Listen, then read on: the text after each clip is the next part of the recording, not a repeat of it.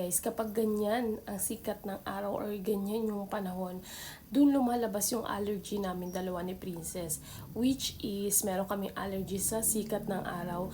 Madalas kaming sinisipo, nagbabahing, at hindi ko alam kung anong klaseng allergy siya, pero sabi dati allergy lang ng panahon. So para naman maiwasan natin agad yung mga ganyang klaseng mga allergy, mga sakit, syempre kailangan natin mag-take ng mga vitamins. Syempre makontrol or kahit papano magkaroon ka ng support sa immune system mo para sa mga ganyang klaseng allergy or sakit. So eto guys, ako nagtitake ako ng vitamin C. Ganda kasi may kasama na siyang vitamin E na para sa skin mo rin. So vitamin C kasi para sa ating immune system. So ayan, kailangan talagang ingatan natin yung ating kalusugan. Eto guys, ang kagandahan sa kanya is chewable siya. Hindi mo na kailangan ng tubig pag ititake mo siya. Gawin mo na siya parang candy.